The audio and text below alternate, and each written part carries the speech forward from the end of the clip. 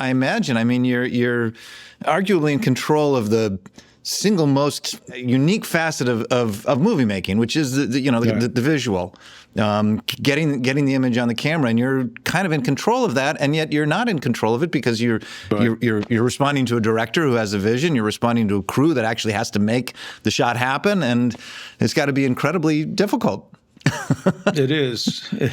Is directing your relief from working as a DP sometimes? I hate to say it, yet probably is, because when you're directing, you have literally the buck stops with you. I mean, you can sort of pass it over to the producer, but the decisions that are made ultimately come down to the decisions you make, and then how consistent you are with those decisions over the period of how many days, 20 up to 45, and consistency of visual style, acting style. Once you lock into the performance and lock into the visual style, you have to maintain it, and you also have to be able to go forward and back from that style, right? So if it's a situation where you're doing a historical film or something where you got to do one period with one look, the next period with the next look, and sort of go through the mediation of time and space and place, and retain somehow continuity of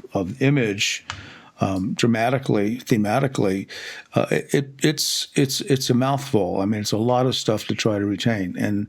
But I think the good DPs actually, the ones that are like Robbie Mueller, you look at people like that, they were always able to somehow come into the environment and sop it in, drink it in, get the sense of what it was, and then maintain some sort of artistic continuity over the whole length of the shoot. Mm-hmm. And they were the great ones, and they're the ones I think you go back and look at Mueller's work and just find it enlightening, put it mildly.